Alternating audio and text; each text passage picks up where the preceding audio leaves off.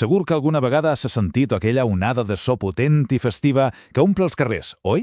És una banda de música, però què hi ha exactament darrere d'aquesta explosió d'harmonia? Doncs avui la desmuntarem, instrument per instrument, per descobrir-ne l'ànima.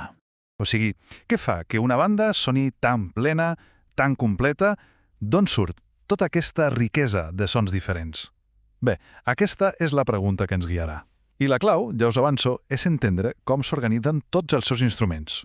La millor manera de pensar una banda de música és com una gran família, una família sonora, molt diversa, on cada membre té una veu única, però on tots s'ajunten per crear una sola emoció. I com passa a totes les famílies, hi ha diferents branques que hem de conèixer. Vinga, doncs comencem per la part més nombrosa i, per què no dir-lo, sovint la més sorollosa, la família del vent. Són l'ànima de la melodia, de l'harmonia de la banda. De fet, són la majoria dels seus membres. Aquesta gran família es divideix en dos grups que, tot i semblar parents, són ben diferents. Penseu que tots dos necessiten aire per sonar, esclar, però la manera com produeixen el so i, sobretot, els materials de què estan fets els distingeixen clarament. Doncs anem al gra. Posem aquestes dues branques cara a cara. Entendre què les fa diferents és clau per apreciar tota la riquesa sonora que té una banda. Comencem! Aquí tenim la diferència fonamental. En el vent fusta, el so neix de la vibració d'una canya, que és de fusta, com passa el clarinet o el saxòfon. I per això, el saxo, encara que sigui de metall, pertany a aquesta família. El so el crea la canya de fusta. En canvi, al vent metall, el so es crea directament amb la vibració dels llavis del músic contra una peça metàl·lica, l'embocadura. I dins del vent fusta trobem unes veus realment icòniques. El clarinet, per exemple, amb aquell so vellutat i tan àgil que pot xuxullar o pot cridar. I el saxòfon, clar, amb la seva veu càlida, superexpressiva, que ens connecta de seguida amb el jazz i la música moderna. Són dues de les personalitats més fortes de la banda, sens dubte. I ull, que la família del clarinet és més gran del que sembla. Normalment en una banda n'hi ha de diversos tipus. El més petit i agut de tots és el requint. Té un so superpenetrant, molt brillant, que destaca per sobre de tota la resta. És una petita joia dins de la secció. Canviant de bàndol, i anem ara als pesos pesants de la banda, el metal. Aquí ja trobem els gegants sonors. La tuba i el bombardí són els fonaments, les rels greus que aguanten tota l'harmonia. I no ens podem oblidar de les trompes, que amb aquell so tan rodó i majestuós embolcallen tot el conjunt. Un moment. Si el vent metal està fet de metal, què passa amb els plats? També són de metal i sonen ben fort. Llavors, pertanyen a aquesta família? És una bona pregunta i ens porta directament a la següent secció de la nostra banda. Són de metal, efectivament, però el seu lloc és un altre. I això ens revela una pista clau.